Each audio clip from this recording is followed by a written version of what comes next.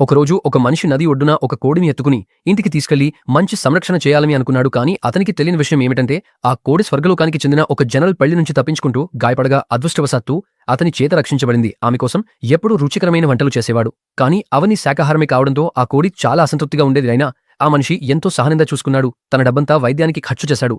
ఇది తెలిసిన కోడికి అతనిపై జాలి కలిగే తన మాయతో రాళ్లను బంగారంగా మార్చాలని అనుకుంది. కానీ ఆమె శక్తి ఇంకా పూర్తిగా కోలుకోకపోవడంతో బంగారం మళ్లీ రాళ్లగానే మారిపోయేది. ఎన్నిసార్లు మంత్రాలు వేసినా ప్రతిసారి విఫలమైంది. పక్కన నిలబడి ఉన్న ఆ మనిషి కోడికి మాంసం తినాలని పిచ్చి పట్టిందని పొరపాటుగా అనుకున్నాడు. అందుకే తన దగ్గర మిగిలిన చివరి నాణేలు తీసుకుని మాంసం కొనడానికి వెళ్లాడు. మార్కెట్కు వెళ్లినప్పుడు ఒక మోసగాడు ఓ అపరిచితుడిని మోసం చేస్తూ కనిపించాడు. అతను డబ్బులు చెల్లించిపోతుండగా ఈ మనిషి అతని కుటుంబానికి ఏదో చెడు జరుగుతుందని చెప్పాడు.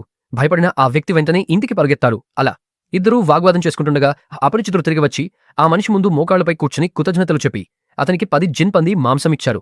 ఎందుకంటే ఇంటికి వెళ్లగానే తన ఇల్లు మంటల్లో ఉందని చూసి సమయానికి ఆర్పేశారక. ఇది చూసి మోసగాడు ఒప్పుకోలేక అదే రోజు మధ్యాహ్నం ఆ మనిషి ఇంటికి వచ్చి ఒక్క తన్నుతో అతని పడేశాడు.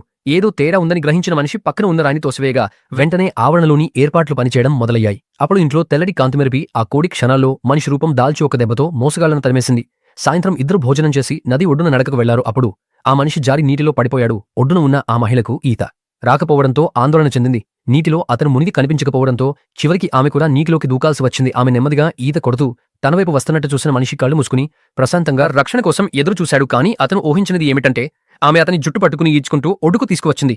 బయటకు వచ్చిన తర్వాత ఎవరు జుట్టు పట్టుకుని ప్రాణాలు కాపాడుతారు అంటూ అతను ఫిర్యాదు చేశాడు. ప్రాణాలు కాపాడినా కృతజ్ఞతల బదులు నిందలు రావడంతో ఆమె కోపంతో వెళ్లిపోతూ అకస్మాత్తుగా మళ్లీ కోడిగా మారిపోయింది. కోడి మళ్లీ ఆ మనిషి వెంట ఇంటికి వెళ్లాల్సి వచ్చింది.